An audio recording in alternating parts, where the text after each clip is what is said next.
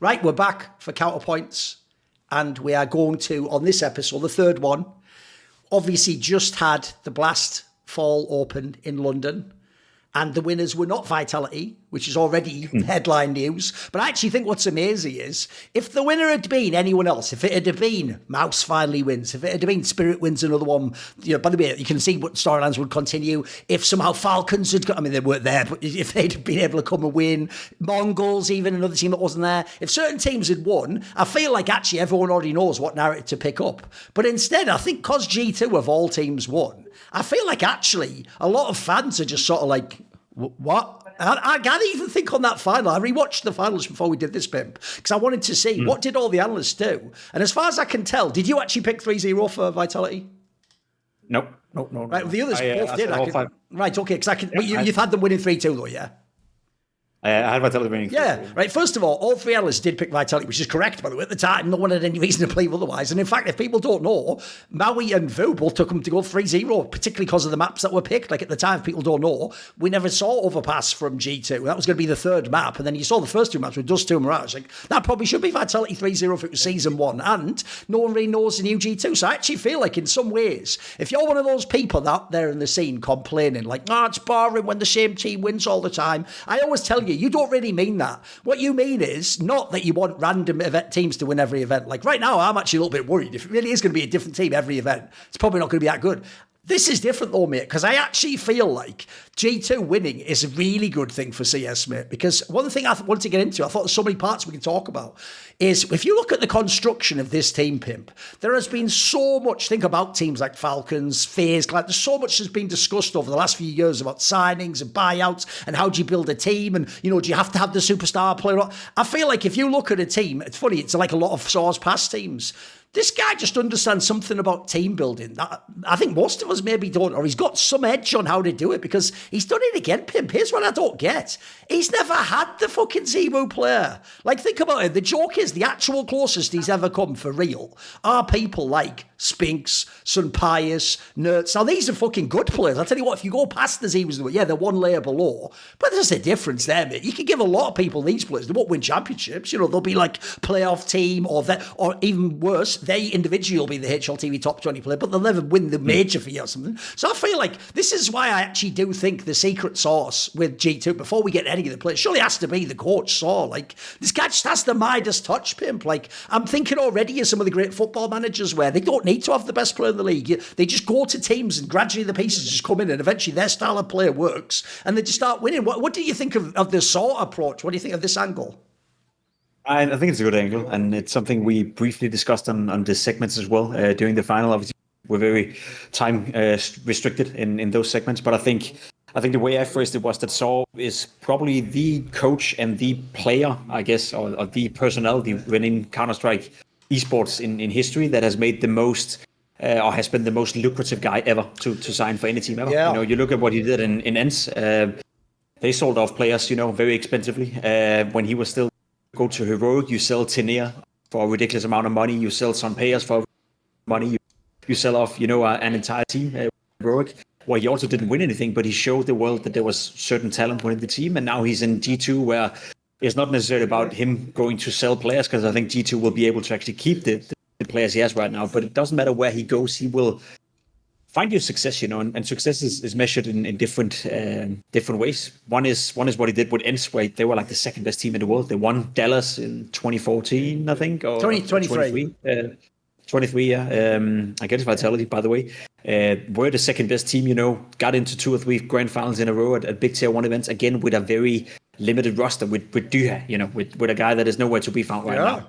Players where you think that's not going to be sustainable. Snappy, for that matter, as well. Went into Heroic, made them sell players for 5, 6, 7, 8 million, and now he's in G2, where if they wanted to sell matys, if they wanted to sell HeavyGod right now, they'd be 2 of the most expensive players in the world. So that's one way of looking at it. I think he's probably the guy that is worth the most money, or whatever he's being paid in salary has tenfolded, wherever he's gone. Yes. Now he's also able to win trophies. Now he's able to win tournaments. Now he's at a team, at an organization that actually has the financial capabilities to keep the players and support him, even maybe in the future working with right now is deemed not good enough or is not figuring it out, then he can go out and actually buy players that would fit into his system. I think Saw is I think he has been one of the most underrated personalities within Counter-Strike for quite some time, and the argument to him has always been, yeah, but has he won anything, or like people ask all the time, yeah, coaching Elite, he's not coaching at Falcons, he's not coaching at G2, he's not coaching Na'Vi, but now we get to see that Saw can easily take that step up, and I think that's probably one of the most underrated storylines for G2 winning Blast. Obviously, the whole HeavyGod, but Saw is the big star within that team still, to me. Yeah. On that line, this is why I also say I think people have to rebuild rethink team building. Not because it's the notion that like this guy has the formula, but I think the underrated thing, Pimp, for real is people only think of coaches as like an afterthought. It's like you think of the roster, you think of the org, like, can they get good players? Do they have good players? Then what you think is like, right, who's the coach of this team? But actually, I think people like Saw actually do suggest like these people build you the team, mate. Like you don't just bring these people in and go, right, here's the players you've got, go for it. Like this person has to be there hopefully from day one of making the roster. That's actually why the timing of when they brought him into G2 was also pretty good, because it was time for a rebuild. It wasn't like in past G2 lineups, you take one player out each season and it depends who you are. If you're the coach or the IDL, you just deal with those players. I mean, it'd be the people you picked. You just go on what you can. This guy's shown to me, like, here's what I would say after watching this guy. First of all, I actually think he's underrated in this sense, Pimp. If you think of other people who've done similar things, made good squads with like lesser parts, I don't think any of them are as unique as him though. Like, I'll give you the obvious parallel to me would be Cyclone from Mouse. But the difference is, those are all his boys, mate. He had those people for years. That's the equivalent of being the guy, like, think of some of the examples like fucking Barcelona. That's like you were with the youth team and then you all got promoted together and now you coach them at the top level. Like, there's a logic as to why you'd have a special sense of... Saw doesn't have that. He picks these people and just has to play with them immediately. The other one, the obvious one, is everyone loves Ash from Gamer Legion because he killed it with all the YouTube content. Problem there is, mate, he's never been on a G2. He's always been working at that low level where, again, it's impressive he finds these players from nowhere, but we don't expect him to have to win the championship. As you said, that was an actual knock on Saw. Some people would be like, yeah, but how many trophies has he won? It's like, that's actually a compliment, mate. Now they expect you to win everything as well. Because I do think like what this shows me is this. I feel like the mistake we all have made, it's easy to do it because stats are just there on the screen and you can look at them, whereas the eye test so much more murky, is I do feel like a lot of people think every top org pimp should almost just go, right, I need to sign some players. Pull up the HLTB top 20 for last year, and then they really think you just start at the top and work your way down until someone says yes. That approach, maybe in the old days, mate, where it was a lot about players, just play. Maybe in the old days, that's not a bad approach because you'd end up with, your best star would be the best player you can get, and then you'd build around him. That's not a bad idea. I think in the new world that we live in now, mate, where the gear has so many more elements to it, and scouting and coaching and so much more, I feel like the change now needs to be this. You only do that, mate, as the first signing when it's like you can buy like Zero or Donk or Simple or some like fucking soup. If you can't get that person, mate, I would actually say my hot take would be start with the coach. Just start with a guy like this, then build out from that. Because here's the other thing that you're going to do that I feel like it's misunderstood about people like Saw is because they give him the say in who he gets. Like, it's not about are all these players awesome. Some of those ex-Sangal players in a row clearly aren't that awesome. They're just all right players, mate. But they're clearly people like he knew what he was looking for, or he knew what he wanted, or he had a sense how they'd fit together. Because I actually think low-key, better man, it didn't do as much competitively. Actually, the heroic lineup might have proven the most. I mean, the joke is from that one lineup, now everyone's like, Tennate is a must-sign. He is a top 5 player in the world. Yeah. And then also, everyone's like, wow, look at these other players. No one gave a fuck about these people when they were in Sangal and fucking Metasport or whatever. No one cared, mate. So I actually think low-key, again, there aren't many of them on the ground, so this isn't great advice. If you're listening now and you're like, oh, I sign a Saw, it's like there's about 3 of them in the world, mate. But I think they're underrated in this sense, because I do think before we can get to the players in a sec, but I don't think you can overlook that. If this guy was the one who put it all together, like I do think this team...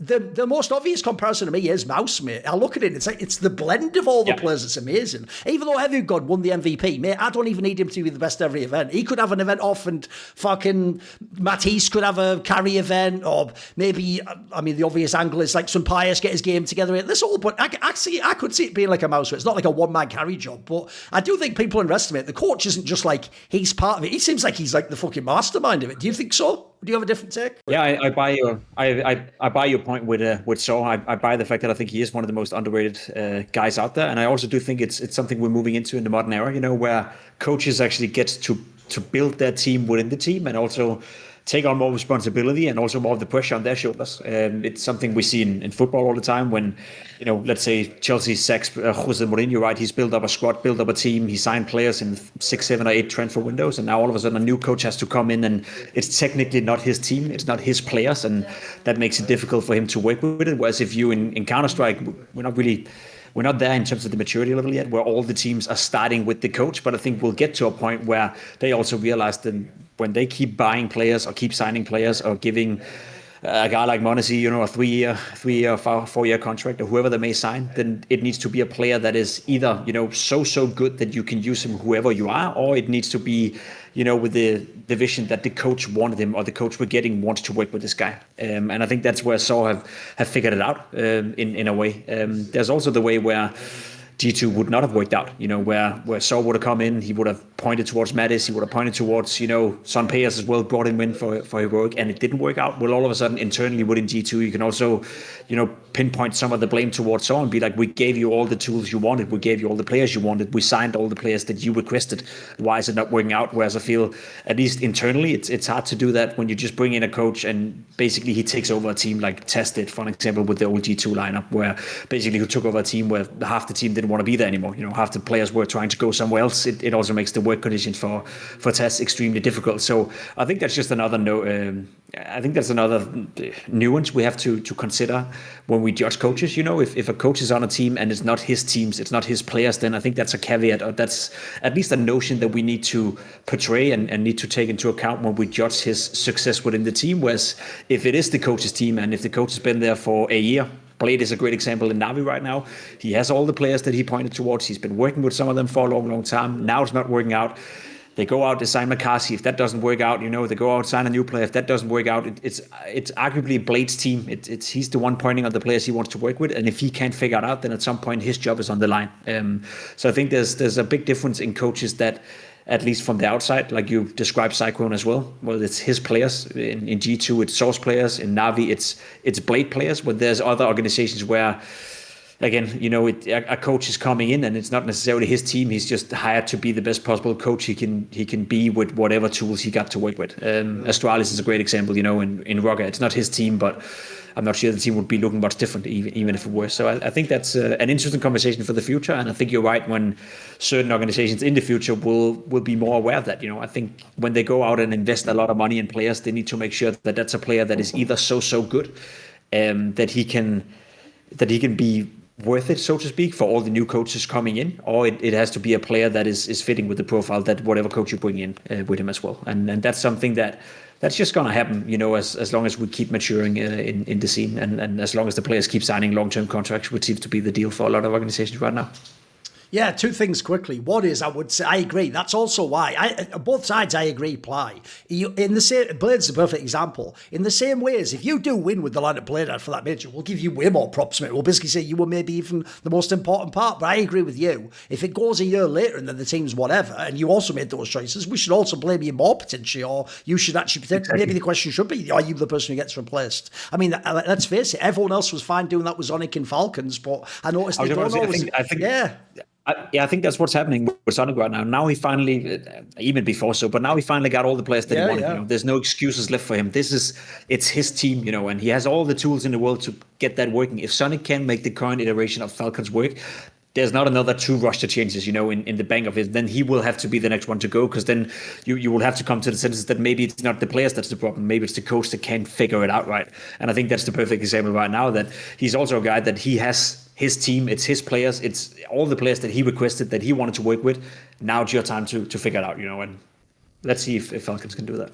Another reason I'll also put it out there that I don't blame anyone for not expecting G2 to just immediately win a big event like this is the other factor, as well as the Saw component of like how would he work with this. The probably the biggest question mark of all is actually just Hunter. Remember, he wasn't an in-game leader before. People now can just look and go, well, it's awesome change. And, there was all the rumours he should have done it all these years. Like, the problem with that is, this is someone who used to play, mate. There are so many stories of people who maybe, over a bite, like, oh, maybe one day I'll become the in-game leader. Or the worst ones, obviously, everyone knows the twists and the cold eras of the world. The one where they did it as the secondary caller or the Yakindars, and it worked awesome. I mean, my joke would even be for Yakindar. please learn the lesson. Then actually, surely what Furia shows you is you are a good secondary caller. You're just not the fucking main IGL, mate. Like, that just isn't your role, at least at this point in your career, because I feel like the problem you have with that move of like a player, notice it's always the player where they either did calls or some component. I mean, people said that Hunter used to call whatever the fucking pistol rounds or whatever in G2, but it was always, if you ever saw interviews, it was always implied. People thought he could be an in-game leader, or maybe he would become one day. And it's nearly always a player where you have some past history doing something extra, maybe not the primary caller, but you do something with it. And then crucially, it's nearly always that you're supposed to be like a smart player, because people just assume that has some sort of direct correlation with being an IGL. And I do think it does, but I think the part they always miss is this, mate. Like, I actually think if you're Hunter, it is the perfect time to do this. It's why I even get why suddenly all these conversations about Nico keep coming up, mate. Because Nico's having like the worst month and a half of his whole career at this moment. That's the best time ever to switch to IGL. When you know you're actually not going to be a top individual player, then there's nothing left to worry about. The real issue I have, mate, and the reason why it'll sound harsh, because obviously I don't really know what these people are thinking. I'm speculating. But I'm sorry, I did already guess. I don't claim to be a genius. I already knew, spoiler, that Yekindao wouldn't be a great IGL, Twists wouldn't be. And the reason why actually is the last fact. It's nothing to do with are they smart, can they secondary call, would they like to do the role? It's that, mate, if you still sort of feel like, yeah, but anytime I feel like I could just go back to being really good, that's going to be in the back of your fucking mind, mate. And I feel like you won't truly like commit 100%. Because I think when you do this role, you really do have to decide, like, right, basically what I'm saying is I'm not just becoming the IGL. Like, it's going to be the end of my career if I'm not a good IGL. Like, that's it. I'm transitioning forever. From this day forwards, all I do... by the way, I do think some of the classic examples in the past, that's why I think the old IGLs that swapped from non-IGL roles tended to be more like supportive elements, because they didn't even have some fantasy that they're still the star player. Like, it's funny that people still to this day probably don't even know that, like, almost all those Danish IGLs played with Glaive at some point in time. You were there with some of them when it was like people like MSL or Carrigan later. Nearly all of them had some period where they were just a player, but the difference is they aren't tortured afterwards. But could I still be a top player? And what if I move to this team? Or even worse, I can tell you, I'll just say it right now, I know the rumours. I'll tell you, in Team Liquid, it's even worse than that, guys. Even though if you're Twists, this is totally fine. He is a very good player and he hasn't IGL'd for very long. The other players in the team, Pimp and you, or also if his IGLing doesn't go well now, he might just abandon ship as we're going down and join like actually a Vitality or a FaZe as like another player again. He won't even be going as IGL. Well, the problem with that is you can't have that in the background of a project you're building. You have to, again, I know it's an old school concept, but like they're saying it, remember in the Navy, is the captain goes down with his ship. The idea is if you're the captain, you're just committed to this. So one, I do like that Hunter made the change, because I do feel like, mate, this last year or so, in fact, CS2, let's just be real, he was hanging on for dear life, mate. He wasn't the player, he wasn't... People forget this, Pimp. In CSGO, not only was he like an MVP candidate at one of those prestige events, I think it was maybe kind of 8, I can't remember. It was that or Cologne, I forget which one. But I remember, as a result, for that year, he was even like quite high up in like HLTV list. Like, that's like the 1 year of his career where he like peaked. His problem is, after that, he had maybe some of his worst years of his career once he got to tier 1. So one, I love the timing of the change. But then two, look, it's really early days, so let's not over-exaggerate. But I tell you what, out the gate, it looked fucking great, mate. Like, I'm not even just talking about pure like T-side win rates. Just think of some of the rounds. Like on that Inferno, you have to remember that was the map that Vitality was like unbeatable on in season 1, mate. No one could do shit to these guys, especially by the way when they swapped to CT side. They just farm you. You could never get a fucking bomb down. Some of the like push pull on the Inferno game in this final was unbelievable, Pimp. Like they were like actually completely like just toying with Vitality, like maneuvering them. Like the calls here, you'd never believe this was like a new squad in G2. You'd think they were both equally experienced or something. What did you think of the IGL side of it? What do you think of Hunter early doors, but what do you think of him as an IGL? That's the thing, yeah. You struck a nerve, and I'll get back to that. But speaking on Hunter specifically, I think that also goes into to speak about Saul. You know, in there's probably no better coach, you know, to make that transition with. I think it's the same thing we used to say about Brolin and Cyclone. You know, Cyclone is probably a great coach in order to include and form and I guess, you know, capture what it's like to be a new in-game leader for Brolin within Mouse, which we also did see went pretty well in the beginning. The first 6 months for Brolin were fantastic. Now we see Mouse, you know, struggling massively at the T-sides. They can't figure it out. I fear the same could potentially happen with Hunter. As you said, it is early day. I very much agree. I think the calling during Blast was fantastic. I think the combination between him and Saul was fantastic. We also got a lot of peeks into the timeouts. I don't know if you noticed during the finals, but there was a lot of yeah, there was a lot from Saw in particular, and I think the production, obviously, they get to it. We don't, so we don't have access to it 24/7, even though I would love to. But I think they sensed and they felt that there's definitely more impact coming from him, which is part of the story, which is why we need to show that. One bit that I loved was that he completely called out Sun Payers, 4 rounds into, was it Inferno, I think, or maybe Dust 2, where he just said, like, Sun Payers, what are you doing? Like, play normal, stop overpeaking, stop doing. He basically called out a player within the timeout, and obviously he has that working relationship with Sun Payers. I think that's sort of the energy I'm sensing that he's getting with Hunter as well, that they are joint in-game leaders within that team. Obviously, Saw does all the planning, he does all the hard work together with Hunter. They try to create a strategy, they try to create a way of getting the most out of the players. And as Hunter even said in an interview with us on the desk, like sometimes he doesn't really have to do too much mid-round calling or too much thinking per se, because the way they set up their T-sides right now is simplified. It's a lot of set executes, it's a lot of, defaults into an execute, and it's a lot of deep playbook. I think Hunter told us that the playbook within G2 is the deepest it's ever been. Oh, wow. But nice. That also means that it's a lot of set plays, and you only have a deep playbook if you have a lot of set plays or a lot of different variations of the default that you then keep practicing over and over and over again. So instead of him having to micromanage everyone in the middle of a default, well, he just say default into, I don't know, split A, and everyone knows exactly what to do at that point. So I think that's part of the reason. I would love to talk to Saw about it. I would love to talk to Hunter about it as well. But I think part of what Saw probably has thought is that we need to make the playbook as deep as possible, but also as simple as possible, so Hunter doesn't have to do too much mid-round calling. He doesn't have to be a Nico, basically. He has to have a deep understanding of the playbook, help build the playbook, and obviously be aware of what tools he has within the playbook. But then when it gets to the calling and being in those hectic moments, you don't necessarily need a guy like Nico that is micromanaging everyone, like Glaive did in the old days as well. You were constantly being, whenever you're in a 3v3, he would micromanage you down to your every move, press D, press W, go here, go there, peek now, etc. I don't think you need that if you have good players around you, and if you have a playbook that is practiced enough and deep enough, I guess, and simple enough to understand. So that's a notion of it. Early days, as you said, let's see what happens. Now everyone is looking at G2. Now everyone is going to anti-strat G2. There were even a couple of matches heading into the tournament that they hadn't played, so they couldn't even be anti-strat. Yes. Which Overpass was a great example. Didn't go too well for G2, but now people can look at them, right? And that's always a different task as well, having to update your playbook or having to mask your defaults, etc., etc. Another thing I just wanted to point on, because it just struck a nerve, and let this be a message to everyone out there. You said it yourself, like when you look at the twists of the world, the device of the world, Valve back in the day when he was even good in North, Electronic for that matter as well. When good players, or Yakinda, when good players become in-game leaders out of necessity, because no one else can do it within the team and not because they want to, it's going to fail 9 out of 10 times. And I am sick and fucking tired of organizations not looking at the data that we have, that it's always going to fail. As you said, if you constantly have it in the back of your mind that I should probably still be a star player. If you're Twist, I should probably still be a star player, or I should probably be in Vitality right now. I should probably go back to FaZe.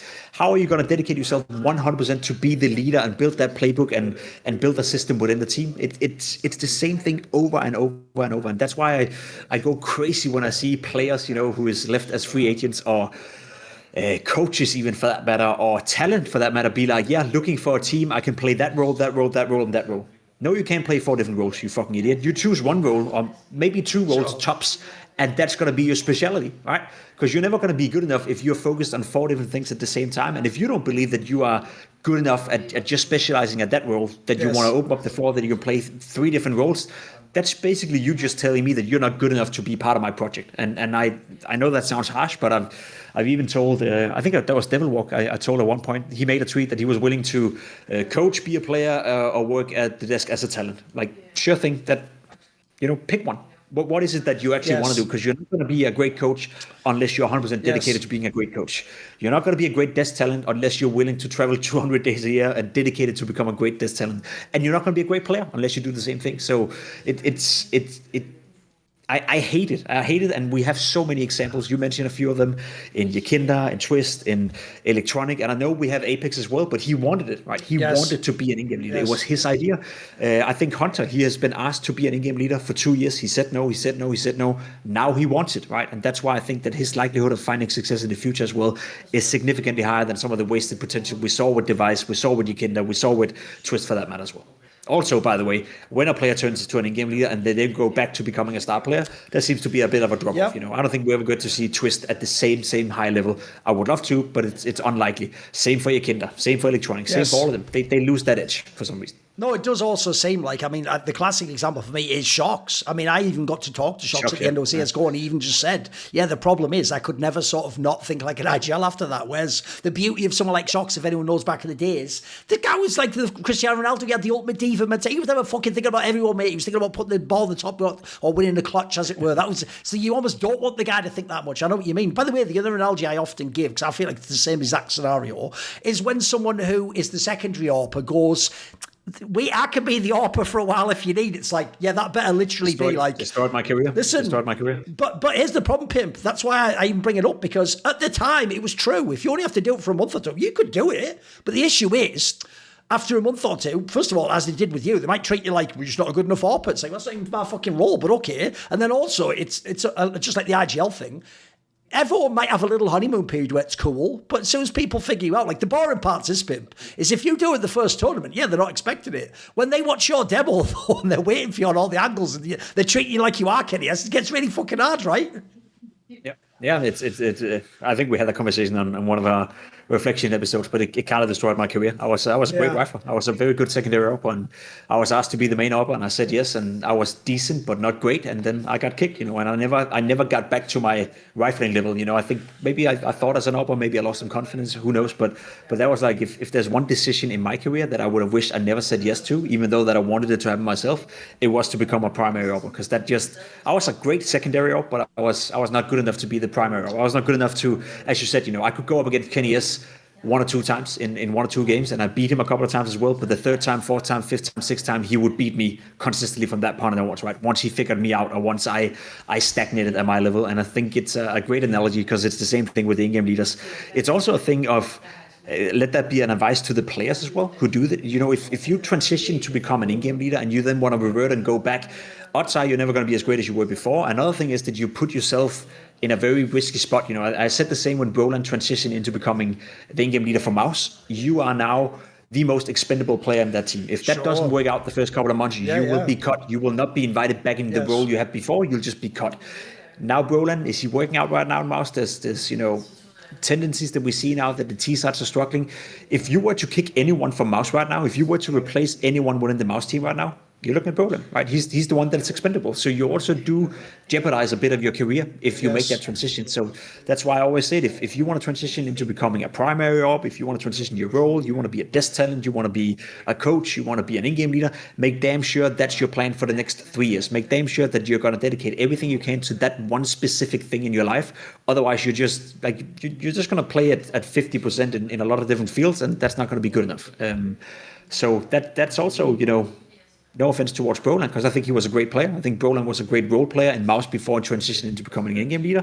He was more safe in that role than he is as an in-game leader. So it's also with added risk and added pressure in that regard. Yes. No, the reason I'd also agree, I even think it does apply to Hunter, is because I think Broland right now is in the spot that Huxley was, not at the end when he got kicked, but when he had the roster with JKS. Because the other problem you have, Pimp, is when you have a roster where people perceive the other four players are all good in their roles and only the IGL's the expendable one. The reason why you're the most likely person to be cocked is, I meant to say cocked, but actually cocked is also appropriate Freudian slip there, is because, bro, think about how many other IGLs would love to join that team and have that squad of players. Like, I always used to think that about the Huxley example. It's like, mate, if someone like Carrigan really did say yes, he pretty much would just do it overnight, because then he'd have that team. Plus, he's Carrigan, and whereas you made your name off that roster, right? I thought, and one thing, if we just run through the roster a bit, the interesting thing about G2 is there's interesting angles for everyone. So actually, a guy you briefly touched on there, probably the guy who's done the least so far in this team is Pius the AWPer, believe it or not. Actually, at the moment, it hasn't been that big a deal. Also, when he was in Heroic, he was a bit whatever. Like, people have to remember, he was on the bench for a while at Falcons. It took him time to get going again. And I even thought early on in G2, he's actually been off his game, but he wasn't that great at the final. But I'll tell you what, this is also the Saw angle. This is his boy. This is the guy who's been with him the whole time. So he's obviously choosing him for a good reason. That does remind me of those football managers where they have that player you don't think's that good, who's like fucking central midfielder or something, but he knows their systems. So they think, I know this guy, I can make it work. This guy must be the Pius whisperer, because, like, I tell you what, they needed him in that Furia series, mate, and that one he was fucking cooking. Also, I do think a lot of people would look at this player and go, oh, is he even that good anymore? So I think if you're Saw, you will get a lot of credit if the months go by and he keeps getting better and he becomes actually like a good AWPer again. Because obviously it's a good gamble. There's not that many good AWPers, and he was a very good AWPer once upon a time, end of CSGO. I even thought actually he got hated on. You know, at the end of Falcons, before they made the Nico move, everyone always goes, Magisk was the only one playing well. It's like, yeah, but that's because they kicked out fucking Sunpius for simple, mate. Sunpius was actually all right. He wasn't a star player, but Falcons, if you remember, was a fucking dog shit team. They used to be irrelevant. Like, they used to go out in the beginning of the group stage. I thought he was all right. So I don't hate the gamble, but I tell you what, this player clearly is, as well as Hunter IGL, this is a gamble from Saw, though. Like, he hasn't gone for one of those Eastern European up-and-coming AWPers, or he hasn't tried to nick someone else's AWPer. He's got his own AWPer from the past few teams, and he believes he can run it back. So I'm interested to see that one, because actually, so far, that hasn't been some crazy honeymoon period in this team, mate. I've got to see where he goes with Saw. I'm interested to see this Sunpius angle. Me too, and I was surprised during Blast London as well, because we got to speak to Hunter during the winners interview after the semi-final, and I asked him about some players. I asked him about like who's the secondary voice, who's the one helping you out now. You don't have Nico by your side, so who's your secondary voice? And he said Sunpius. He said he's putting in an awful lot of work in preparing, finding new setups, especially on the CT sides.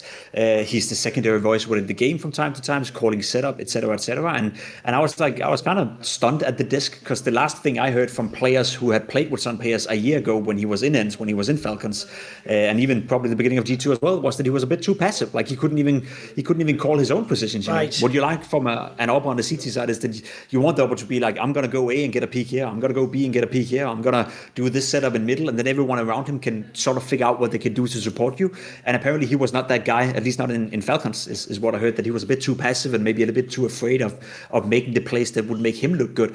So to hear that he's now the secondary voice in G2, and he's the one putting in a lot of work, in creating CT setups and helping out Hunter, being, I guess, the secondary caller, at least according to Hunter himself. I don't see why he would lie about that. That adds value to some players, because I do agree, like from a pure output perspective, especially in a role as an AWP, it's not really been that great. He wasn't that great in Heroic. He was okay. He was okay in Falcons, but not that great. And same could be said here in G2. I think there's something to be said about his playoff performance, though. Like he seems to be playing as good, if not in the playoff, and that's a nice little attribute to have, especially when you're playing next to Hunter, who had the same thing going for him in the vast majority of his G2 career. So maybe there's something to that. And then he also just seems to be a bit more versatile. Like most of the impact he found during Blast was actually in pistol rounds and with the rifle as well, where he seems to be great, which also gives, Hunter more tools in that toolbox. He doesn't necessarily have to be restricted by the fact that there's an AWPer on his team. He can play rifle rounds on the T side where 5 people have a rifle, which may be great for the playstyle they're playing right now, given it's very much out of spawn, very explosive, a minute left of the round, you go into and execute, etc., etc. It was very simplified what we saw during Blast, but that may even play into that. Reminds me a bit of Liquid, when they had their stint where Nitro was the AWPer or Stewie was the AWPer. Yes. There was a lot of maps where they played 5 rifles on the T side, which was a meta for 64 days or whatever, but it gave them a lot of freedom and gave them an explosivity on the server that they couldn't utilize. And I see some of the same tendencies. So I think for some players, it's if you want to stand the test of time, he needs to find a bit more impact with the AWP, but I have more confidence in that happening now, given that he is the secondary caller on the CT side at the very least. So he should be calling a game that is going to suit him for the future. And then question is if he has the individual level to actually pull off the shots and hit, I guess, the mechanical peak that he needs to, but that's only to be seen. He'll have the chance given the responsibility he has on the team. By the way, definitely interested in the idea that he's like a secondary caller, almost on some like device shit. That's kind of cool. Also, I do think the interesting thing you pointed out there is people don't realise this. When back in the day we used to say about Sunpius, he's a big game player. That's like the euphemism we always use on the desk. I don't think people realise how rare that is, Pimp. Because notice I'm not saying he's the best player. But what's weird is, it's funny, we all understand you're going to get players like the Stowns of the world, where they're good players, but they just keep falling apart in the playoffs. Senzu was doing this until about 2 months ago. Bro, what's it crazy about people like Sunpius is I agree. Just no matter what level of form he's in, there's just something about playoff matches like have the opposite effect to this guy. My analogy would almost be, if you think about combat sports, there's actually a weird type of fighter in combat sports who sometimes it's actually when they're getting sort of fucked up that it like activates their like killer instinct mode, mate. It's like, when they're pushed back or they've actually already been cracked, but that just makes them go crazy. So I agree, he does have like an extra quality to him that's a kind of compelling in that sense. I'm with you. Because the thing I think is fun about breaking, this is why I wanted to do an episode where we actually break the team down. It's because, mate, another thing about G2 is why I like the analogy to Blade, is I'm getting crazy like Na'Vi vibes from this team because one, they're really good on T-side. Two, I'm sorry, I know everyone now because he won the MVP is going to go crazy over it in HeavyGod, who is a good player and I always did think was good. But mate, I don't think there is a superstar in this team. I don't think they're even close. I think what's amazing is it reminds me of Na'Vi. You've just got the right pieces together though, and the blend is what's so sick. Like think about, again, if you want to do team building, Pimp, we'll go through them all individually, but if I just do the overview. So if you wanted to have someone like HeavyGod in the team. If people don't know, you could already see him past OG, Cloud. You could already see this guy had skills, but he had a very set style of what he's strong at. Mate, to pair someone like with the Matys, it's just genius. That's like, you've taken two different ends of the game and you've built, it's why having like a Rops with a Flames works so well in Vitality. They're just two opposite ends of the spectrum, but they can coexist. And if you get them to work on both parts, you can have such an expansive game. Like, I look at this one, mate. That's the thing that I think's amazing. When we get to like predictions in the future, I have a hard time knowing if this team will win more tournaments because actually the one thing that's useful about having the Zebus is you can normally just say, well, I imagine he'll be a top 3 player next tournament. I don't know that you can say that with these players. Like I said, maybe this is HeavyGod's tournament. Maybe next one's the Matisse show. Maybe just some prime first shit and just runs over every T-side. I think the coolest thing, I think, is kind of like the balance is really good. Like basically, this is actually what Na'Vi wish they were now. Na'Vi wish they had 5 players like this, mate. Yeah, I actually like that comparison because it kind of is what Na'Vi was, last year when they got into that stint of 6-7 grand finals in a row and won a couple of them as well. Like I think we had the conversation about that as well, a year ago where I looked at that lineup and I was like, every single player within Na'Vi you could replace, apart from Bit, I'd say. Yes. There's a player that is as good as that player, but together they just make the most out of it. It's the same analogy as when you say like you have a player that is a 7, but in a certain system or with a certain coach and a certain role within a certain team, he plays like an 8 or plays like a 9 for some reason. He won't be able to do that on any other team. He doesn't have the skill to do that, but he does that in this specific team. And again, it's early day, but that could very well be the case with G2 as well in some of those roles. Matys, you brought him up, right? Maybe a player he's obviously a great talent. He has a sick raw aim, has a sick, has a sick almost carelessness of playing CS. He's just like exposing himself on the server constantly and just trusting his aim. But I think he does that knowing that there's a plan behind it. He does that knowing that he's the second guy in behind malbs. He does that knowing that their opponents are probably not likely to instantly kill him because malbs has already created enough, chaos around him or whatever that may be. And I think if you put Matys into any other team playing the same way, he'd just be cooked. He'd just be sold and probably perform like a 6 or 7 instead of a 9 like he did during Blast. So I think there's some of that in it, of course, as well. I also do agree they don't have a superstar right now, but I will say HeavyGod with the way he's playing and his mentality and everything, I think he will become one. I think he should be the best player in the team, right? Should be the best player, and I think like there's so much of what Rops has done in Vitality I see in HeavyGod as well, and I even will argue there's certain aspects of the game that HeavyGod is better at than Rops. Also, counterpart is that Rops are better at certain things than HeavyGod. They're two different types of the same player in a sense in the same role. But I could see HeavyGod, basically be the superstar like Rops is in Vitality. He's not a Saivu, he's not a Modest, he's not a Nico, he's never going to be, but he's just in that layer below, where he can be the 5th, 6th, 7th best player in the world. I think he can transition into that. By the way, he even said himself, if people didn't see, he actually said HeavyGod that he watches loads of Rob's demos. Like that's actually the guy he's trying to learn from. Yeah, makes sense. So you can see it in this game. Trying to copy him, trying to learn from him, but I like that. He's not trying to be him; he's just trying to learn from him. Because you can see the clip play a very different style of anchoring. HeavyGod is way more aggressive, way more willing to take fights, way more willing to risk certain things as well. Where Robs is, of course, a bit more passive, and a bit more calculated, very smart about it. So is HeavyGod to some degree. So I like when a player is finding inspiration in the best in the field, but he's not trying to become him. He's not trying to transition into becoming a Robs 2.0. He just wants to be HeavyGod, but then maybe take the best part of what Robs is doing and implement that into his own game. And that's kind of what I sense, because I also do hear players when they say, yeah, watch this guy, or I'm trying to become Device, I'm trying to become Fallen with it. It's like, dude, just, you have certain skill sets that you probably have, or certain habits that you probably built, the 4 or 5 years where you were making it a pro. All of a sudden making the decision that you want to be that player and copy everything he does is most likely going to take away the flair you have for the game. So I like that approach, where you're finding inspiration, but you're not trying to become him. Sure. And that's what from HeavyGod.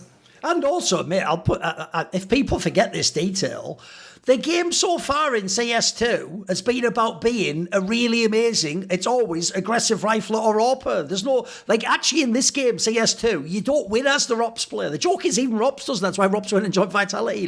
That's why I actually do give mad props to HeavyGod. Mate, he's going the hard route, because actually a lot of people even wonder if, those roles have died out in the game and it's just all about aggressive up-tempo rifling and, on CT people just play their spots. People are sort of moving away from the idea of, dedicated lurkers. But I put it this way, if that ends up being true, he is the exception then, because he looks fucking great so far. And it's a player where I do think, no joke, almost every year I've seen him, he looks better. I actually did see, this is one of the players we did actually talk about a lot back on the day on Snake and Banter. Even when he was in OG, he was the player in OG, a bit like Dexter before him, or if you go many, many years back, this is sure that I'm old school unlike other people. Everyone else thinks Blame F started in Complexity. Blame F was in the old Danish heroic guys, when he actually used to be the IGL, but he's really just fragging people, right? These players, when you see them, you can already tell they've got something. They're clearly better than all their teammates, But the difference is, this guy's done it at every level. Then he went up to that Cloud9, which I get was a bit of a cursed squad. Mate, he was just good in it. Even when they were bad, he was still pretty good. It was the others that had their issues in that squad, And then you come to this team, and like we said, he's set up to actually potentially be the best player in this team.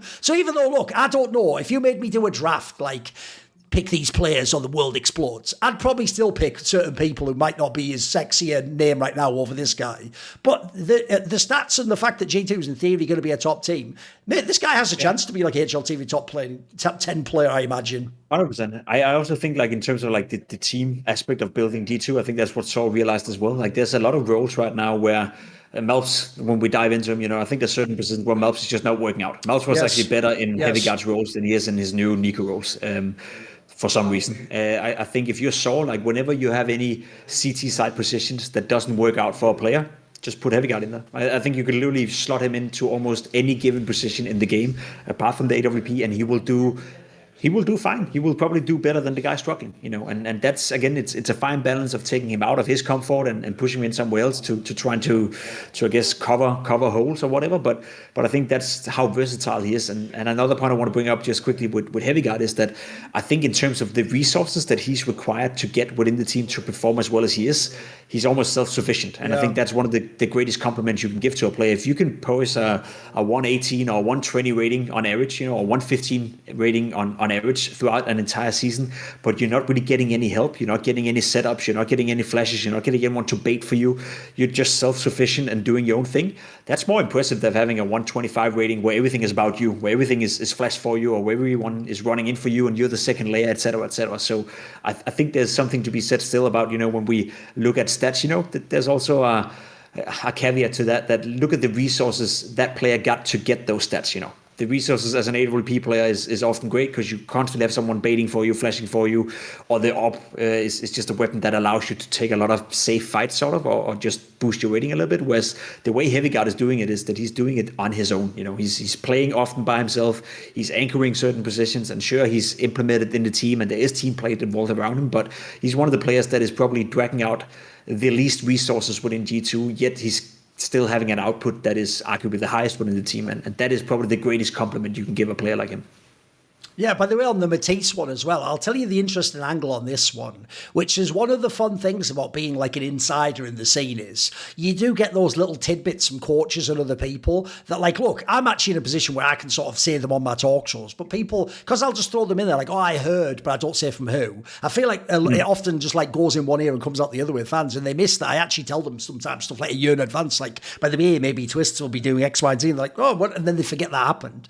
Well, when this Matys guy, because I actually did around the time that basically, here's the story. If people don't know, a lot of the good players in Europe famously literally came from that team Endpoint, right? If you remember a few years back. And the guy in Endpoint who was doing that scouting is the guy who's now in Fnatic. He's called Ross R. And he's a guy that they picked up. I think it was shortly after they got Mezzi, I think, into the team, because he's also someone who brought through Mezzi and a bunch of other players. And basically, he's a guy where he's sort of actually in the category of an Ash, but his problem is he hasn't got a YouTube channel, he hasn't marketed himself. So just behind the scenes, everyone I know around this guy tells me that this guy has the eye, mate.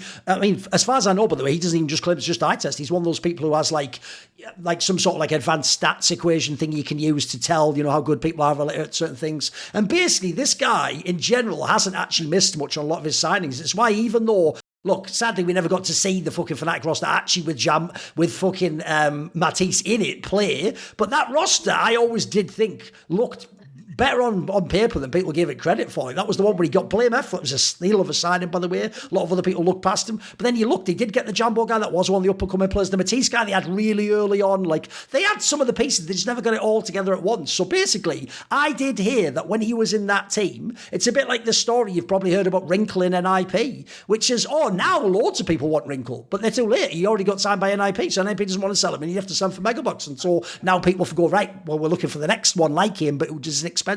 I heard it was like that with aggressive riflers for Matys. I heard loads of people tell me when Fnatic signed this guy, it was only a month or two after that they were all like, oh shit, we should have got that guy. And so I've heard this guy there was maybe inquiries from other teams to get this person. And it's why, to me, it actually makes sense that's why now he goes to G2. It sounds to me like you didn't just go to any other squad. Also, you gave it a proper chance at Fnatic when they picked you up and believed in you. But it's at the point where if G2 was going to buy it at that point, mate, you have to sell. If you're Fnatic, you're just not fucking Man United. Now you have to sell players. That's who you are. And you never got the roster to the LAN. So you understand also, you can't trap this guy forever and never play a LAN, and nobody gets anything out of that. But basically, I do feel like this was like a hidden talent people didn't appreciate. And it's like you say, Pimp. The reason why is, even though we all rave about how CS2 is this like aggressive T-side rifle game, mate, there's still not that many players who are really good at it though. And I actually think what you're talking about is actually like a mad underrated quality. Back in the day, one of the players that was obviously one of the problem child of the Danish scene was good old Config.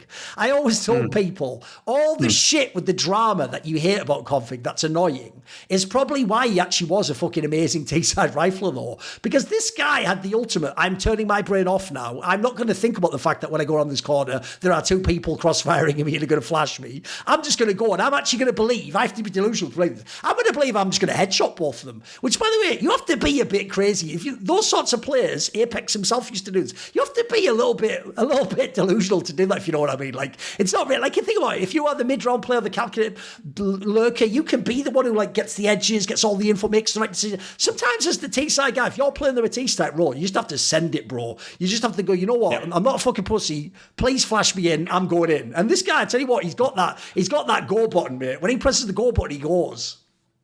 He does. He does remind me a bit of Config in that regard, actually. Yeah. And you're right. Like they're very hard to come by. Like there's a lot of players who are incredible good at turning off their brains, but the output then also goes significantly down. There's very few players who can do that. And it's a fine balance. When we say turning off the brain, it's more so, as you described with Config. It's not necessarily turning off the brain, but more so believing that I am better than everyone else. Even though you, from an objective standpoint, know that you're not. You still have to believe that. And I think having a player like that, even Config in his prime, I think he was a bit underrated in the sense that having a player like that that's always willing to do that creates an awful lot of space for you. And I think malbs has the same, malbs and matys have the same in that regard, but I just love the way they're being used right now, where G2 have chosen malbs to be the more aggressive of the two, dare I say, and maybe malbs is the more aggressive of the two, but then matys is kind of banking on that from malbs, because he's equally good to malbs at doing what he's doing. So it's a 1-2 punch, as we described during the game. That makes him fantastic. And again, I think that's so probably seeing that. By the way, don't you think that's even one of the things that's so beautiful about the design of G2? Because malbs was the player in this first season who looked like the odd one out, mate. Remember, like you say, the story was supposed to be he's going to inherit Nico's roles, and he's sort of the successor to Nico. And when you give him those roles, everyone's going, well, if his numbers are great anyway, they're going to be... No, his numbers went down and he looked way worse. And in fact, it actually looked, Pimp, like in the whole like analogy of sink or swim, he was sinking, mate. That was going, and you can even tell it was getting to him like confidence-wise. He knew he wasn't living up to what he was supposed to do. But the beauty, I agree, when you have him and Matys, the pressure has just been taken off these two players now, mate. Because, like you say, first of all, they've got more options too. They could even swap these guys around, or they could change up on maps who does what. But you can tell having the two of them together, though, is making them so much more powerful. Because I think what malbs really learned is this, Pimp. It's not that you aren't Nico. Look, you aren't Nico, but spoiler, almost no one else is. You also were playing with Nico, though. So what you're missing is you were getting the advantage of like the space he creates, the calls he makes. Exactly. Like that's also helping your game when you do it too, mate. Because a lot of the malbs clips were last year just running and shoot someone in the head with an AK, which is awesome. But like, there's more to the game. So I agree. By the way, that's also the player I was very interested in when I saw this squad made, because I was like, mate, again, there's not a Nico and a Monacy here. So malbs is they're gonna have to figure out his role, or quite frankly, he'll be the one that gets moved on, because some of these other players are good. Listen, he hasn't been anywhere close to last year's malbs, but he already looks totally competent. It looks fine as it is. Like, feels like they have corrected that something. By the way, there's another thing I'll give Saw credit for. If he's the one who's figured out how to reintegrate malbs, there's a pretty sweet. I don't think Staz is a bad coach, but he couldn't do it. He hadn't figured it out last season. Yeah, I think you're right. I think there's just another layer to the way Saw have built this lineup, and of course, it's very easy to glaze Saw, without knowing if that was actually intended to be the case. If he sat down and he was like, "I want that 1-2 punch," and then now he has that 1-2 punch, then all the credit in the world. It could be something that also just happened, by accident in a sense. But I do love that combination of the two. It almost reminds me of Elise and Nitro back in the liquidation, their prime days. Having that 1-2 punch where Nitro was obviously the less skilled player in a sense, but willing to go in first, and then Elise would just bank off that over and over and over again. And I could see the same thing, happen with matys and malbs, where malbs would always be, the maybe more raw aim guy, that is willing to sacrifice a little bit and be relentless, aggressive, and then matys just banking off that, HeavyGod banking off that, Sun Payers banking off that over and over and over again. Which, to that degree, if malbs is just, as you said, like if he's just feasible, if he's just decent at that role, then that is just fine, and more than enough. I don't know. I've touched the subject as well, because I was getting so tired of people like wanting malbs in Nico's role. They were overrated a bit, weren't they? I know. Yeah, it was so fucking annoying, because Nico is like, he's so unique, the way he called around himself, the way he mid-round called, etc., etc. You want to put malbs in there, like a guy who just most recently was brought up to the tier 1 scene, tier 2 scene, and now you want him with all the responsibility of calling what's going to happen when he's playing Connector on Mirage. Sure as hell you don't want. Part of the reason why malbs was so good in the anchor roles was that he only has to take account for himself. He didn't have to worry about what X, Y, and Z move would do to a teammate next to him, because he just could do it by his own, and then his aim is absolutely fantastic. So I think malbs would still be, better off in a different role than he is in G2 right now. If all malbs cared about was getting the best stats possible, or getting the most recognizable cheering from the community possible, he would play in a different role than he is right now in G2. But I think also he realized that I can do this role to a good job, and I can be a sacrificial lamb to some degree for matys and for HeavyGod and for the rest of the team, and win a lot of trophies by doing so. And that's more value to malbs, obviously, than having better stats or going back into his roles where he's sometimes, popping off and getting good stats. I just hate the community notion that they never picked up on that. Like, they never really saw that Nico was more than just 1.3 rating on average in his best time. He was the voice of everything that happened around him. He was mid-round calling. He was micromanaging everyone, and to some degree that also helped Nico, because he would always, you can't help to think that he would micromanage people in a way that would make his likelihood of getting more frags and being in a great position better, because he knew that if I set myself up, we win, and malbs is not going to do the same thing. So it was so far off the mark that they thought he could replace him in those roles. And no, by the way, I think that's actually an appropriate moment to bring up, obviously, what the moment, something that's been an ongoing conversation you've been a part of, which is, this is the reason why, like, pretty swear, guys, you have to stop for a second and take, like, stock of the whole scene. You can't look at what one analyst or one figure says. What you have to stop and think is this, right? If only I think Fallen's overrated in some way, maybe that's just something I think. If someone else thinks one player's better than not, but if the entire fucking scene of every single analyst tells you,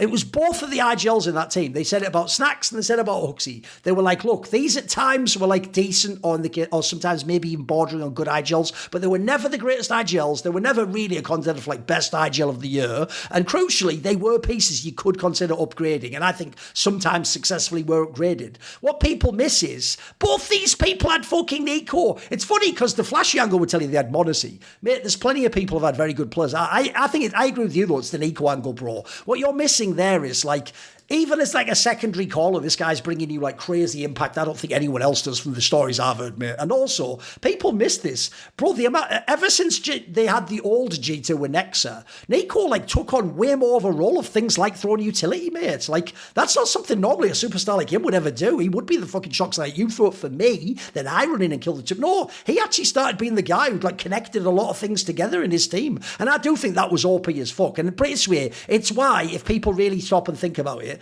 G2 could be awesome with Huxley, with Stewie 2K and Nico Agile, and then also with Snacks. But it's why we're not actually hating on Snacks and Huxley there. What we're saying essentially is Nico has like an OP quality as a player that almost no one else in the game has right now, mate. I can't think of anyone who fits that bill. No, that's part of the reason as well. I will also say, and that's, this whole snacks thing in the Polish community, it's kind of fun at this point. But let's be completely honest. When I really made that public that I think that snacks was not going to be it for G2, there's two main reasons, and I can't even because I thought about it. As you said, when someone is thinking X, Y, and Z about something, maybe it's just me who had that opinion and no one else agrees. But it's it's. How do I describe this? I was I'm not going to say the event, but 2 events in a row. Was I observing G2, standing next to them when they were playing, listening into their comms. We even had, voice clips from TES coming out during the game, etc., etc. And I'll tell you that during those 2 events, in which one of them G2 won, Snacks was not the in-game leader. If you would have observed from the outside, Snacks was, sure, he said something sometimes, and sure, he would, call a default sometimes, but he was not in-game leading that team. There was only one guy in-game leading that team, and that was Nico. There was even a point, and I remember this time out so clear. I'm standing next to them. It was doing a blast tournament. We do the show where we stand in front of the teams, and we're we don't have a desk. We're basically standing in front of the booth, and I'm observing G2 in round 22, around 23, getting ready to the desk segment. And there's a timeout being taken, I think, and it's TES saying, please, guys, please listen to Snacks. Please let Snacks call the next round. Instantly, timeout is over. Guess who calls the next round? Not Snacks. At that point, it's how am I even supposed to rate Snacks as an in-game leader if I don't even... He's not doing the role, yeah, exactly. He's not even doing the role, Exactly. Yet all these fucking Polish guys are going crazy. It's his fault they won, and even though he had 40 games in a row with a negative KD, he did some great calling. Well, I bet you, in 90% of those great calls that you saw on the server, probably wasn't even him doing it. And that doesn't go away saying that I don't think Snacks did good at certain points in the game. And I think that he was, he was very sacrificial. He did offer everything in terms of making the most out of Monacy and Nico. And that's also part of the in-game leader's job, Sure.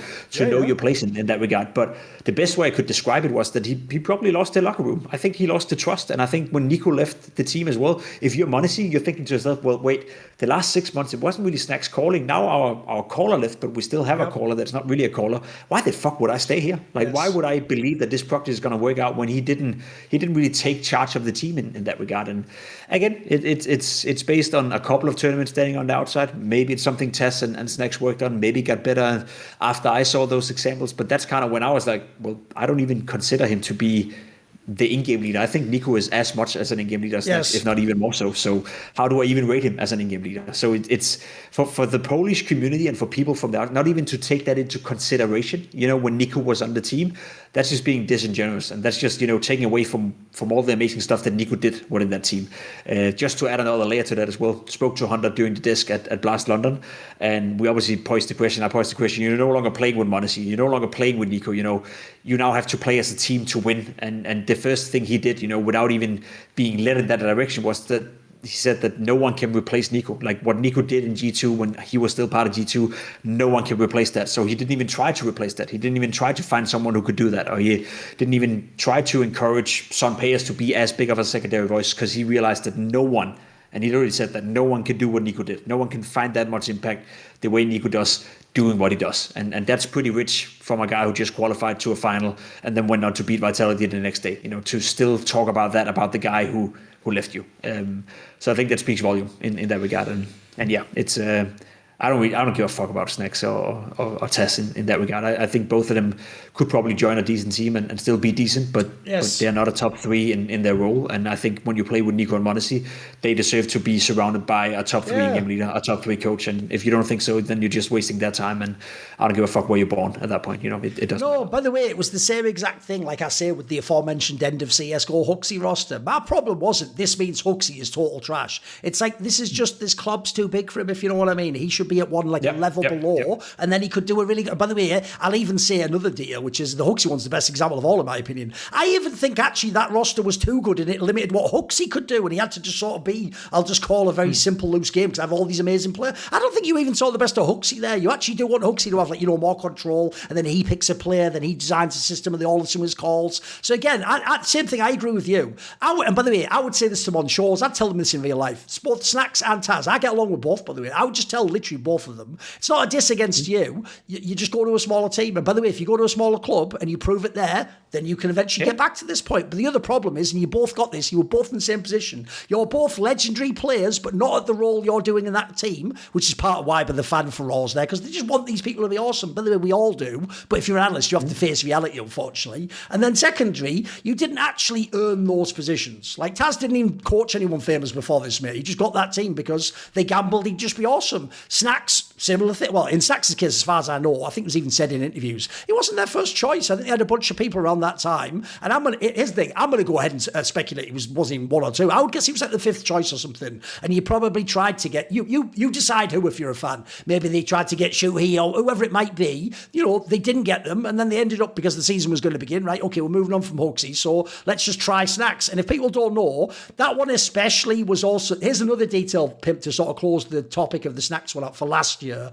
This is why it doesn't really work, some of the shit talking as well. Because another reason I can't judge the good roster that he was on with m0NESY and Nico and those Blast Championships as like, this proves he was a good IGL, is I already know. Notice I didn't say think. I already know at the time that Nico was definitely going to leave at the end of that season, mate. There was zero chance he was staying. In fact, the only question behind the scenes was, is m0NESY going with him? And it turned out that was just an extra 6 months later, right? It was already 100% known, I've heard even within G2, that Nico's going. And so in that scenario, you have all those elements of like, it's sort of a dead team, or it's not going to be the same team later, or again, by the way, here's another thing. If Nico's on his way out, you're not really going to tell him, right, just shut the fuck up and let this guy run the whole team. You're going to let him do what he wants on the way out. You know, just play your game, play well, you keep your stock up, etc. Yeah, because that's the best chance you have of winning. You know, if you piss off Nico the last 6 months, then you're not going to win anything. Yeah. But that's some nuance that also goes into the defense of Snacks and Taz. And I love that you brought it up. You know, it does feel like it's just two personalities that were too big of a team. You know, they were not ready for that level of Counter-Strike just yet. You know, they could have, as I said, Snacks could probably be a great in-game leader on a top 7, 8, 9 team in the world, but just not G2 with m0NESY and Nico. And the same for Taz. Maybe he could be a great coach on a smaller team, you know, in a smaller club or whatever. But it also does go to defend them. You know, what are they supposed to do when everyone around them leave when they get in? You know, that's also an incredible tough environment. So I give them the benefit of the doubt in that sense, you know, like I don't just write them off that they're trash, but I also do think they weren't doing all the stuff people hoped. By the way, also another thing, as you're saying, the crucial thing is the interviews, Pip. That they tell, sometimes it's what you don't say, guys, that says everything, right? I will say it's very rare that players will actually flame like their in-game leader if he was bad. Usually because players know that what the player does is extra, or he has to, they'll normally be quite kind, but I'll just say this. I always thought in that last year and then the first 6 months, if you ever look at the interviews of Nico and m0NESY as they're like on their way out of G2 and then once they leave, here's the thing they do, Pimp, they just never mention the name Snacks.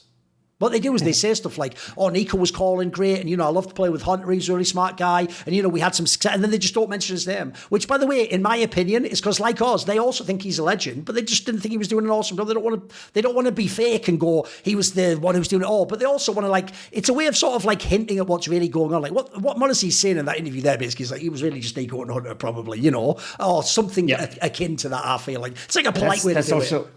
That's also something to think about, you know, because if G2 then went in, you know, losing m0NESY, losing Nico, and they felt that Snacks during that period had done a great job, they'd probably stick with him, right? They should do by that logic, build up a new roster.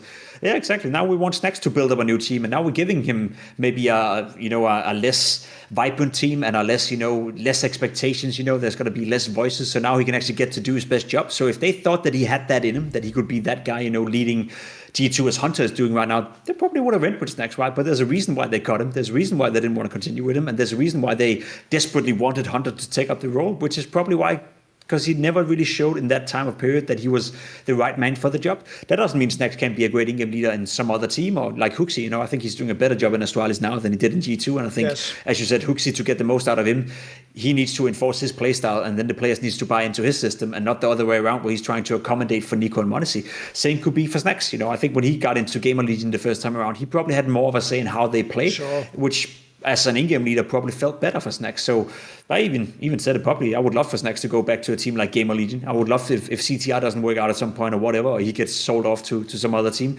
Why don't Ash and Snacks join up again in Gamer Legion, and he can be at that level and prove once more that he can do it, and then maybe he gets to call up to a better team in the future. But if he's not willing to do that, and if the people don't think that's even deserving of Snacks, then in my opinion, you're just biased. You know, you don't look at the facts. You don't look at, as you said, the interviews, what people are saying, and especially what people are not saying, you know. And you'd be damn sure that if if Nico or if matys or if Hunter or if anyone felt that Snacks was treated so unfairly by everyone, by the community, by the analysts, by the critiques, they would have defended him now. Now they have, I think so, yes. Now they have nothing, in relation to him. They'd be like, Yes. yeah, but I don't think Snacks did so poorly in our time with him or whatever. They would fill that in at some point, just like Hunter did with Nico, as an example. But none of them have done that. None of the players have vouched for him afterwards, because I don't think they could, because I don't think he was leading G2 for the vast majority of the time. So how are you going to defend something like that when they know internally that wasn't really the case?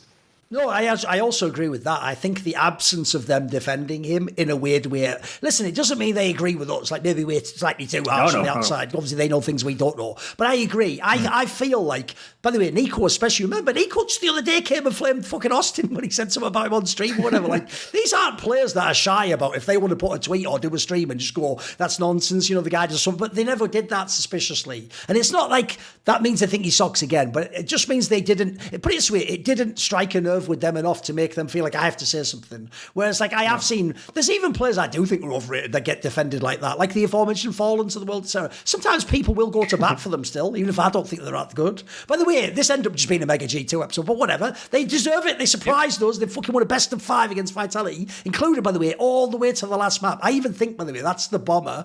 Because there's 2 things I want to say about Vitality quickly. One is, bro, this is how you know it in Season 1. Because in Season 1, when that train came as the decider, that was money in the bank, mate. I knew you were going to win every time then. You couldn't be beaten. It's definitely different now. And then secondly, they're all doing that thing, Pimp, which is right. If you're a normal team, you're supposed to look at map 4, the Inferno, and go, fuck, we had him. We were at championship point. We're even doing like a fucking FaZe C9. Like, we're rushing in the B side. They've got almost nothing left. If we just get the bomb down, but you didn't, right? Here's the problem, Pimp. Here's why you don't get to say that if you're Vitality. Because there was plenty of times like that in Season 1. You just always won. Whenever that would happen in Season 1, like the fucking Falcons Melbourne one, where they had you 12-6 down on the 5th. You're supposed to lose that one. So here's the thing, Apex. Come on, bro. You got to just be fair. If the gods give you, or if you steal 5 of those, you got to give one back eventually, mate. You can't win them all. You can't win every coin flip. Can't come up heads. It has to sometimes come up tails just for the sake of it. So I feel like the Vitality angle, like, here's what's cool. They're clearly not as bad as the haters think. The haters are making them, they fell off hard. Like, mate, they're a lock for every semi-final. Like, they're still pretty good, but they're also, I do see that they're not the Season 1 Vitality right now. Yeah. No, I agree. They're not, and I think the cool notion about that is I always think about, how does one result change what we think about a team, or how does one result change the story, or how we evaluate a team afterwards. I don't think, Inferno, great example, championship point for Vitality. They win that game 3-1. G2 pushes them all the way in map 4 and Inferno, but they fall short. It wouldn't change the way we speak about G2 right now. Obviously, we're extra hyped because they won the tournament, but we would still be mega hyped. We'd still be like, whoa, okay, the title contenders. They were 1 round away from pushing it into a map 5, which then we thought they would have lost. They got to the final, etc., etc. It wouldn't change the course of conversation that we speak in regards to G2, but it does change it for Vitality. That 1 round changes a lot of what we speak about Vitality right now, because if they were to win that one, we'd be like, okay, they won the final 3-1. They got pushed by a great new team, but still in control, 3-1. Had it gone to train, we all would have expected they would have won it just like they always did. And Vitality's back now. That would Plus, be from what I remember, sort of like line of thought coming into wasn't it even? I'm pretty sure it was the last map was he had the bad map. He was even fucking smurfing, by the way, mate. Before that, if that ends on map 4, he's MVP, he's back, no problems. Exactly. But yeah, everything's up, right? Everything's pointing up. Exactly. So it's 1 round that it doesn't change the course of conversation for one team, regardless of what happens in that round, but it has massive ramifications for the other team, in this case, Vitality. Because I agree, like, Vitality are not as good as they were in Season 1, but them winning that round and them winning 3-1 against G2 wouldn't make me say on the desk that, I think they're back, or I think they play as good as they did in Season 1. Sure, the results are great, as you said, unlock for semifinals, into a final again. If that's the worst you can do, just being consistently in the semifinals and the finals, by all means, a lot of people would like to be in that spot. Yeah, they would love that, But by all means, it's they want to win trophies and they want to continue what they did in Season 1. And I just love that 1 round on Inferno where G2 had a weak, force buy where, let's be honest, they shouldn't have won. Vitality stalled a little bit. I don't know what happened. I think Apex went out and commented on it, but that 1 round changes the course of the conversation so much for Vitality, where it in my head at least, doesn't change a thing for G2. Sure, it just makes it more impressive, but it would still be the same positive notion that would surround them right now. Yes. By the way, I'll give you the ultra core here if you're a Vitality fan, because obviously you're all desperate. Like, what have I got left to hang on to, Thorin? They've lost all the streaks. They've lost the series streak, the event streak, even the final streak. Here's the one piece of copium if you're a Vitality fan. Now you know all these other teams are better than Season 1, though. Now if Vitality becomes number 1, it'll be even more epic, won't it? Because they'll have to beat Spirit with Tania. They'll have to beat fucking all these squads that have made all the Falcons with Keisuke. Yeah. In some ways, like, the challenge is harder, which, by the way, is what you always want for the great teams. You want challenges to keep them pushing. Here's the question I was going to ask, though. I think we'll wrap on this question. The obvious thing to ask, because it's a really hard question, actually, Pimp. It is, funny enough, this is why them being a bit like Na'Vi makes it a tricky question. The obvious question becomes, if you can win a LAN like this, where it wasn't just like a one-man mega carry job, it was like a pretty good all-round team effort, and you can beat Vitality in a BO5 final to win it, the question has to become, can and will you win more tournaments this season? What do you think? What would your expectations be for G2 after this result? Yeah, I think so. I think they're going to be in more finals. Whether you win it or not, that's a good question. But I think they will be in more positions to win trophies. I think they're only going to get better. I think, from what I sense in terms of the whole playbook and the way they approach Counter-Strike, I think that's only going to get better. They've only been together for 2 months. It's still new, still new for Hunter in the in-game leader role.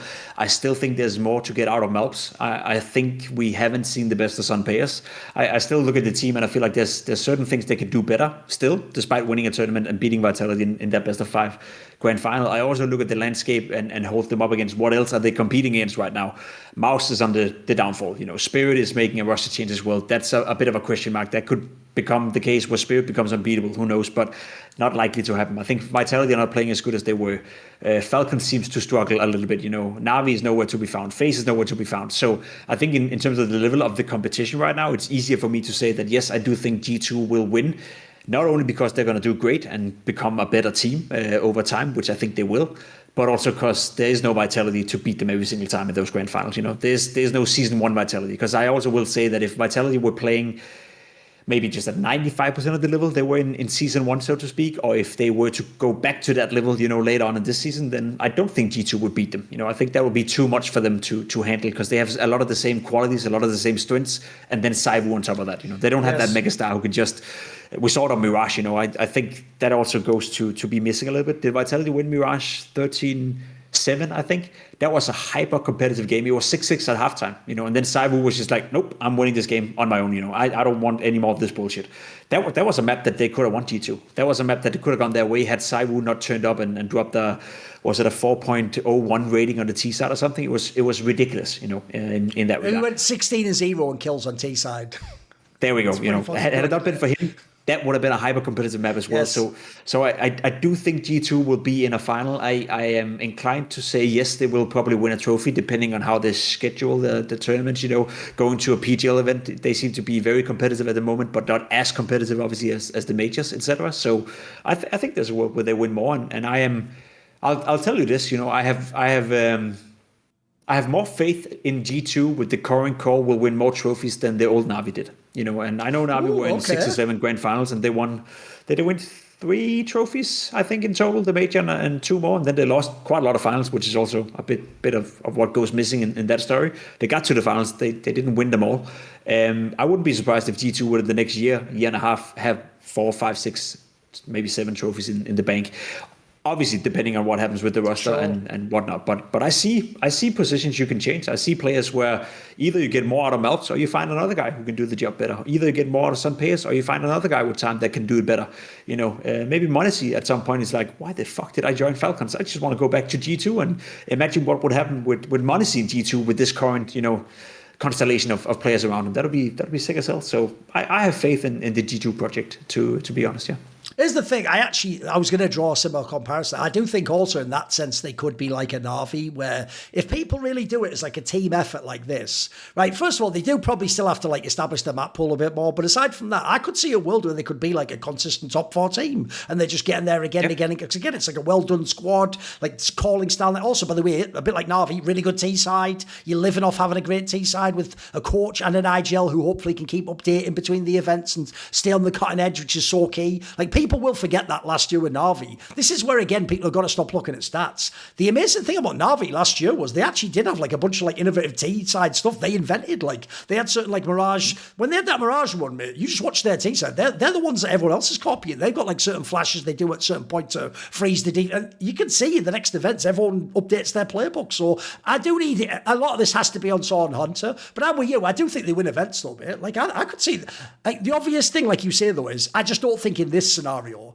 Like if you meet the Vitalities or when Tanae joins Spirit, if you meet a Donk who are in super duper form, the problem is I do think that is always the counter. Even though it's essentially the beauty of Counter-Strike and why we like Superstars. It is supposed to be a team game where you win as a team, but there's certain players, there's only 3 or 4 of them, that are just so cracked out. If they really do, like you say, just choose to say like, sorry, I'm just going to actually have like a generational game right now. Then, like, by the way, I'm with you. If I'm G2, you don't whine, you just tip your hat. It's like, you know what can I do? That's what happens when you play Prime Kenny S or fucking Simple or Zebu now or Dong. Yeah, that can happen to anyone. But the difference is, the day that doesn't happen, a team like this, like Na'Vi, can be right there and take the trophy, mate. Because I know, I also think the same thing last year. If you have a look, a lot of the ones, is why Na'Vi had the bad BO5 record. A lot of the biggest events they didn't win. But I'll tell you what, mate, if they were in the normal event with a little BO3 and the other team didn't have an awesome game, they just scooped it up every time. It felt like if you didn't go to their level, they took the championship. Yeah, I think G2 can do that. This roster can do that. I think so too, and I think that's one of the underrated aspects about, not underrated, that's one of the things that goes missing when you look at Navi's results last year. You know, that was in a time where, let's be honest, no one else was playing super well. Mouse were just about to become a decent team. Yes. FaZe were inconsistent as fuck. Spirit were inconsistent as fuck. Vitality played with Spinks for half a year where he didn't want to play with them. They didn't want to play with him. You know, it was just a question of time before that was going to happen. So they kind of seized the opportunity in a time when no one else was performing at their highest. Falcons was a bit of a joke as well in that regard. And then they got into all those grand finals. But I bet you this, if Na'Vi peak, Na'Vi peak 2024, best team of the year 2024 as they were crowned, they wouldn't stand a chance against Vitality season 1. They wouldn't stand a chance against. They wouldn't, yeah, exactly. They'd get wrecked. They wouldn't stand a chance against the Spirit that is playing this season. Even I'd say, they weren't playing that. Obviously, they were playing well, and they were the best team in the world. But they weren't setting a new standard as we see Dunk does for Spirit, or as we saw Vitality do in season 1 here, or as we maybe get to see Falcons if they can figure out their shit do. And that's also, as you said, that's part of the notion. I think at the end of the day, it maybe doesn't even come down to G2 whether or not they're going to win more trophies. If Falcons all of a sudden gets their shit together with all that talent they have to work with, it's going to be tough. If Tinia comes into Spirit and he is as good as many people think he is, with Donks continuing to be as good as he is, maybe it's just not possible for G2 to win trophies because there's just another team that is better, have the more superstar material. And then Vitality, if they go back to season 1, then for G2 to beat them, it's going to be tough. But, there's going to be tournaments where teams are not showing up. There's going to be tournaments where they're not going to do well. And even in all of this, we forget the MongolZ, who also won a pretty big tournament, who can also, be a contender, which is, I guess I'll love to end on that one. The major coming up, it's just fucking open. Oh, it's awesome, season, isn't it? It's great. I see 6, maybe 7 teams who all realistically could go into that major thinking we can win this one.